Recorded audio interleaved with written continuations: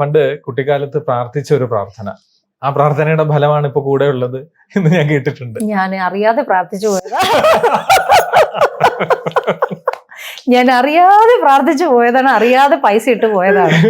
അയ്യോ, അത് ഭയങ്കര ഇമ്പാക്ട് ആയിപ്പോയി ലൈഫ്. ഭയങ്കര ഇമ്പാക്ട് ആയിപ്പോയി.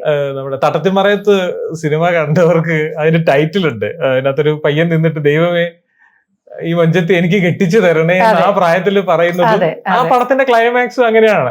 അത് റിയൽ ലൈഫിൽ സംഭവിച്ച ഒരാളാണ് ഈ ഇരിക്കുന്നത് അല്ലേ? അതെ, സംഭവം എന്ന് പറയാമോ? അതെ, എന്താന്ന് വെച്ചാൽ തഞ്ചാവൂരിലായിരുന്നു ഇദ്ദേഹത്തിന്റെ പാലാത്ര തങ്കച്ചൻ ഹസ്ബൻഡിന്റെ ലലുഷിന്റെ ഫാദറിന് ബിസിനസ് ഉണ്ടായിരുന്നു. അപ്പൊ ഞങ്ങള് തഞ്ചാവൂരായിരുന്നു. ആ സമയത്ത് ഇവർ ഫാമിലി എല്ലാവരും കൂടെ പള്ളിയിൽ വരും. പള്ളി വരുമ്പോഴത്തേക്കും ഫാമിലിയെ കാണുമ്പോഴത്തേക്കും അമ്മ പറഞ്ഞു, ഇതുപോലെ ഒരു ഫാമിലിയെ കിട്ടാൻ നീ പ്രാർത്ഥിച്ചു വന്നു. അപ്പം ഞാൻ നോക്കിയപ്പോഴത്തേക്കും എൻ്റെ സെയിം പ്രായമുള്ള ചെറുക്കനാണ് ലലൂഷ്. അപ്പം ഞാൻ ആലോചിക്കും, പയ്യൻ കൊള്ളാമല്ലോ, ഇത് വലുതായ ഞാൻ കല്യാണം കഴിച്ചാൽ എന്നാ കുഴപ്പം, ഇതൊക്കെ ഞാൻ ചുമ്മാ മനസ്സിൽ പറയാ, ഞാൻ കുഴപ്പം, എന്താ കുഴപ്പം.